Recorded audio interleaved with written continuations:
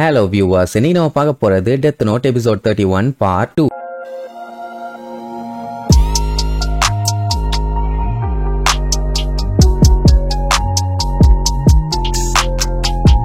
Open பண்ணா போன episode ஐசவா நியருக்கு கால் பண்ணால, கால் பண்ணவன் சும்மா கால் பண்ணல, ஆரம்பத்துல இருந்து எல்லு லைட்டை வச்சு என்னென்னலாம் பண்ணானோ அது எல்லாத்தையும் ஒண்ணு விடாம சொல்லிடுவான். மெயினா ரெண்டு பேர்த்தையும் பிடிச்சி அடைச்சு வச்சிருந்தால அவங்க கிரா இல்லன்னு கன்ஃபார்ம் பண்றதுக்காக. அதுல அந்த 13 day ரூலை வச்சுதான் அவன் எஸ்கேப் ஆயிருக்கான். ஆனா இப்பதான் அந்த ரூல் ஃபேக்குங்கிற மாதிரி பேசிக்கிறாங்களே. சரிப்பா, அது மேட்டர் இல்ல. நடந்த சம்பவத்தப்போ எல்லையும் மீசாவையும் அடைச்சு வச்சிருந்தப்ப கூட ஏகப்பட்ட பேர் வெளியில செத்துட்டு தான் இருந்தாங்க. அது மட்டும் இல்லாம நம்ம சீஃப், நீங்க தான் ஃபர்ஸ்ட் அண்ட் செகண்ட் ஹீரா, உங்க ரெண்டு பேர்த்தையும் போட்டு தள்ளாம விட மாட்டேன்னு கூப்பிட்டு போய் பயங்கரமா ஷோவெல்லாம் நடத்தினாரு. அப்ப கூட அவன் எதுவுமே பண்ணல. ஏன்னா அவர் ட்ரிகர் அழுத்தி அவனை கொல்ல போறாருன்னா அவங்க ரெண்டு இடத்துல யாராச்சும் ஒருத்தர் கிராவா இருந்தாலும் டெஃபினட்டா அவரை போட்டு தள்ளியிருப்பாங்க. அந்த டைம் அந்த மாதிரி எல்லாம் எதுவுமே நடக்கலாமா. இதெல்லாம் கேட்கும் போதே நியருக்கு தெரியுது கிரா எந்த அளவுக்கு வேலை பார்த்திருக்கான்னு. அவனுக்கு டவுட் என்னன்னா, அப்ப வாலண்டியரா அவனே வந்து அவனை தனிமைப்படுத்தி வைங்கன்னு சொல்லியிருக்கான். கரெக்ட் தானே? ஒண்ணு ஆமா, எந்த ஒரு பிரச்சனையும் பண்ணாம வந்துட்டாமா அப்படின்னு அவன் முன்னாடியே அது எல்லாத்தையுமே பிளான் பண்ணிட்டு தான் வந்திருக்கான். அதுல எந்த டவுட்டும் இல்லம்பா. சரி, நீங்க யாரை சஸ்பெக்ட் பண்றீங்கன்னு கேட்டா அவனால அதை கரெக்டா சொல்ல முடியல. ஏன்னா அவன் இன்னுமே ஜாப்பனீஸ் டாஸ்க் போர்ஸ்ல ஒரு மெம்பரா எல்லுக்கு கீழே தான் வேலை பார்த்துக்கிட்டு இருக்கான். என்னால அதுல யாரு கீரான்னு சொல்ல முடியல. பட் எனக்கு சந்தேகம் இருந்துகிட்டே தான் இருக்குதுமா. நியர் அதுக்கு மேல எதுவுமே பெருசா கேட்கல. நீங்க சொன்ன இன்ஃபர்மேஷனுக்கு ரொம்ப ரொம்ப நன்றி. மெயினா ஷினிகாமி கண்ணை பத்தி எல்லாம் சொன்னீங்களே, அந்த விஷயத்தையே நான் இப்பதான் கேள்விப்படுறேன். கண்டிப்பா எனக்கு அது ஹெல்ப்ஃபுல்லா இருக்கும். குட் பைன்னு சொல்லிட்டு போன வச்சிருவான். கூட இருக்கவங்க எல்லாம் என்னப்பா போதுமா இவ்வளவு இன்ஃபர்மேஷன், இன்னும் கொஞ்சம் நோட்டி இருந்தா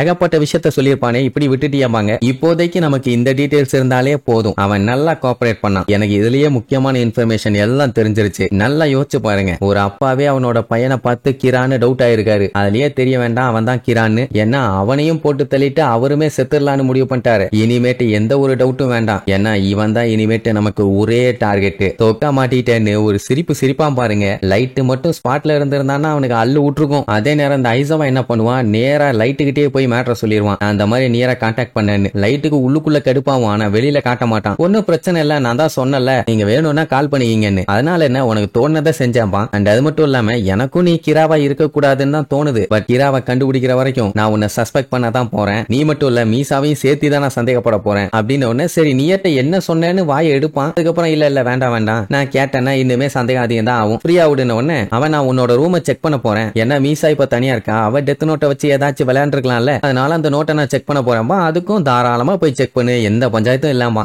ஐசவா நேரா மீசா வீட்டுக்கு தான் கிளம்புவானா. அந்த டைம் மோகியுமே கூட வந்து ஜாயின் பண்ணிக்குவான். ஏன்னா அவனுக்குமே சந்தேகம் இருக்குது போல, லைட்டு கிரா இல்லன்னு கன்ஃபார்ம் பண்ணிடுவோம் அப்படிங்கிற மாதிரி சொல்லிட்டு போவானுங்க. அதே நேரம் ஐசாவோட ஃப்ரெண்ட் ஒருத்தன் இருக்கானே, அவன் நம்ம லைட்டை வெறி கொண்டு லுக் விட்டுக்கிட்டு இருப்பான். மீசா கிட்ட மட்டும் கிராவை லிங்க் பண்ற மாதிரி ஏதாச்சும் ஒரு சின்ன எவிடன்ஸ் இருக்கட்டும், மகனே செத்தடான்னு. இங்க நேரா இவங்க மீசாவோட வீட்டுக்கு போவாங்க. அவ பாத்தீங்கன்னா அறகுறையா வந்து நின்னுட்டு இருப்பான். எப்படியும் இந்த கெட்டப்ல நோட் புக்கை மறைச்சு வைக்க முடியாதுல்ல. வந்து நின்னவ லைட்டு வரலையா, எனக்கு போர் அடிக்குது, அவன் கூட விளையாடலான் இருக்கேன்பா. எல்லோட வீட்டுல இந்த மாதிரி பாம் வச்சிருக்காங்கன்னு எங்களுக்கு ஒரு ரகசிய தகவல் வந்திருக்குது. எங்களுக்கு பிராங்க்னு தான் தோணுது. பட் எதுக்கும் சேஃப்டிக்கு செக் பண்ணிடலாமேன்னு பாக்குறோம்பான உடனே ஐயோன்னு பயந்து போய் லைட்டுக்கு கால் அடிக்க போவா. அவரை டிஸ்டர்ப் பண்ணாதீங்க, இன்வெஸ்டிகேஷன்ல அவர் பிஸியா இருக்காரு, அதனால தான் நாங்க வந்ததும்பா. பட் இருந்தாலும் அவன் என்னோட வாய்ஸை கேட்கலன்னா ரொம்பவும் ஃபீல் பண்ணுவானே, நான் வேணா ஒரு கால் பண்ணி இன்ஃபார்ம் பண்ணிடுறேன்பா. பட் அவனே கால் பண்ண விட மாட்டானுங்கன்னு வைங்க. இங்க லைட்டு பாத்தீங்கன்னா லைட்டா ஒரு ஸ்மைலோட ஒர்க் பண்ணிட்டு இருப்பான். ஏன்னா ஐசவா என்னதான் தலைகீழ நின்று தண்ணிய குடிச்சு தேனாலும் அந்த நோட் புக் அவனுக்கு கிடைக்க போறது இல்ல. நம்ம பையன் தான் உசாரா அந்த நோட்டை வாங்கி வச்சிட்டானே, அதனால அவனுக்கு தலைகீழ நின்று தண்ணிய குடிச்சு தேனாலும் ஒன்னும் கிடைக்க போறது இல்ல. மீசா கிட்ட அந்த பேப்பர்ஸ் மட்டும் தான் இருக்குது. அதனால விடிய விடிய அவனுக்கு பாட்டுக்கு தேடிட்டே இருப்பானுங்க. அதே நேரம் இங்க டிவில பாத்தீங்கன்னா கிரா கிங்டம் அப்படின்னு அவனுக்காண்டி ஒரு ஷோ நடத்துறது டெமிகாவா தான். இவன் தான் அவனுக்கு தலைகீழ நின்று சப்போர்ட் பண்ணுவானே. அவன் பாத்தீங்கன்னா கிராவுக்கு ஒரு பெரிய மாளிகை ஒண்ணு கட்டிட்டு இருக்கான். கட்டி முடிச்ச உடனே அது இந்த மாதிரி தான் வரும். மக்களோட சப்போர்ட்ல தான் இதை கட்டிட்டு இருக்கோம். அதுக்கு ரொம்ப ரொம்ப நன்றி கிரா, அவங்கள நாங்க இந்த இடத்துக்கு வெல்கம் பண்றோம், தயவு செஞ்சு வாங்கன்னு புலம்பி தள்ளிட்டு இருப்பான். இப்படி ஒரு கேவலமான ப்ரோக்ராம பார்க்கும்போது லைட்டுக்கு கட்டுப்பாவும். இங்க இவனுக்கு ரெண்டு பேரும் தேடுன்னு தேடி பார்த்ததுல ஒரு வெங்காயமும் கிடைக்கலையா. என்னப்பா எல்லாம் ஓகேவா, பாம் எதுவும் இல்லையான்னு கேப்பா. ஒன்னும் இல்ல, கண்டிப்பா அது பிராங்க் ஆளா தான் இருக்குன்னு சொல்லி சமாளிச்சிருவானுங்க. இன்னும் கொஞ்ச நாளைக்கு நாங்க அடிக்கடி வந்து செக் பண்றோமானுங்க, தாராளமா வந்து செக் பண்ணுங்க, ஒரு பஞ்சாயத்தும் இல்லாம்பா. ஆனா ஐசவா என்ன பிளான் பண்ணுவான்னா, மோகி இங்க இருந்து இவளை கண்காணிக்க சொல்லிட்டு அவன் ஹெட் குவார்டர்ஸ்க்கு போலான்னு பிளான் பண்ணுவான். பட் அவளுக்கு ஐசவா மேல நம்பிக்கையே இல்ல. ஏன்னு கேட்டா மோகியோட ஹேர் கட் நல்லா இருக்குதும்பா. சரி அப்ப நீயே இருந்து தொலை, நான் போறேன்ட்டு அங்க இருந்து கிளம்பிடுவான். இங்க இந்த டெமிகாவா இருக்கான்ல, அவன் எப்படி கிராவுக்கு அவ்வளவு பெரிய கோயில் கட்டுறான்னு பாத்தீங்கன்னா மக்களோட டொனேஷன். அவங்க டொனேட் பண்ணா நாங்க இந்த மாதிரி கிராவுக்கு ஒரு கோயில் கட்டிடுவோம். அதுவும் 100 200 கேட்கறது இல்ல. நீங்க கொடுக்கிற ஒவ்வொரு மில்லியன் காசும் கிராவோட கிங்டம் கட்டுறதுக்கு மட்டும்தான் நாங்க யூஸ் பண்ணுவோம். அவரு வாழும் கடவுள், அவரு நமக்கு தெய்வம், அவரு நமக்கு அப்படி, அவரு நமக்கு இப்படி அப்படி இப்படின்னு ஓவரா கடுப்பேத்திட்டு இருப்பான். நீங்க லைட்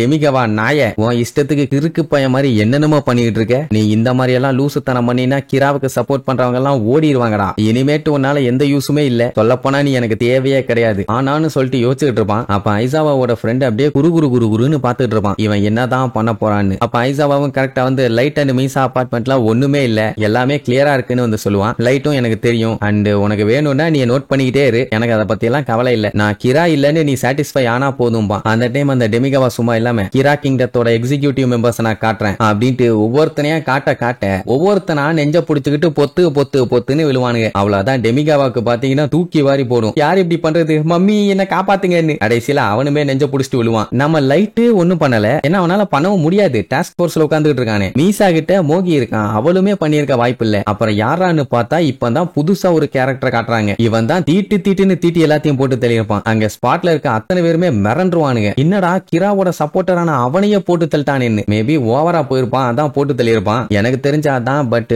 பார்க்க கொஞ்சம் பாவமா தான் இருக்குதுமா. ஐசவா அப்படியே ஆடி போயிருவான். ஏன்னா மீசா நோட் புக்கை யூஸ் பண்ண வாய்ப்பே இல்ல. ரைட்டு இவங்க கண்ணு முன்னாடி தான் உட்கார்ந்துட்டு இருக்கான். அவனுமே எழுதி கொள்றதுக்கு வாய்ப்பு இல்ல. அப்ப யாரா இருக்குன்னு ஒரே குழப்பம். ஆக்சுவலா இப்ப எழுதி போட்டு தள்ளவனோட பேரு வந்து மிக்கமி. அவன் பாத்தீங்கன்னா ஒரு வக்கீல். இப்போ டெத் நோட்டை வச்சிருந்த மீசா கிட்ட இருந்து அந்த டெத் நோட்டை வாங்கி அவங்கிட்ட அவன் கொடுத்திருப்பான். அந்த டைமுங்கும் போது மீசாக்கு டெத் நோட்டோட மெமரிஸ் எல்லாமே மறந்து போயிருக்கும். ஆக்சுவலா இந்த மேட்டரை தான் அவன் லாஸ்டா மெயில் அனுப்பியிருப்பான். அதான் அதை பார்த்துட்டு ஷாக் ஆயிருப்பான். அந்த டெத் நோட்டை மிக்கமிக்கு அனுப்பி விட்டுருப்பான். அதை வச்சு பார்க்கும்போது இப்ப நம்ம மீசா பாத்தீங்கன்னா ஒரு ஆர்டினரியான பொண்ணு தான். அவளுக்கு போட்டு தள்ளுறது அது இதுன்னு எதுவுமே ஞாபகம் இருக்காது. சரி, இவனை எப்படி லைட் தேர்ந்தெடுத்திருப்பான்னா, அவன் டிவில கிராவை பத்தி பயங்கரமா பேசியிருப்பான். அதுவும் அடி மனசுல இருந்து அவனுக்கு சப்போர்ட் பண்ணிருப்பான். அதனாலதான் அவனை செலக்ட் பண்ணிருக்கான். சொல்ல போனா இவனுக்கு ஒரு பயங்கரமான அடிமையாவே அவன் இருப்பான். இப்போதைக்கு நம்ம லைட்டோட ரைட் ஹேண்ட், அதாவது கிராவோட ரைட் ஹேண்ட் யாருன்னா மிக்கமி தான். ஷினிகாமி இப்போ அவன் கூட தான் இருக்குது. அவன் பாத்தீங்கன்னா ஐடியில் போட்டிருப்பான். அதனாலதான் டிவில அவனில காட்ட போட்டு தள்ளியிருப்பான். எனக்கு இப்படி ஒரு வாய்ப்பை கொடுத்ததுக்கு ரொம்ப தேங்க்ஸ் மானா. சரி, கிரா உனக்கு யாருன்னு கேட்டா அவர் எனக்கு கடவுள், அவருக்காண்டி நான் என்ன வேணாலும் செய்வேன்பா. சோ இப்ப நம்ம பயலுக்கு சப்போர்ட் தாறுமாறா இருக்குது. இனி இதுக்கப்புறம் எந்த மாதிரி எல்லாம் கேம் ஆடி எல்லாத்தையும் குழப்பி விட போறான்னு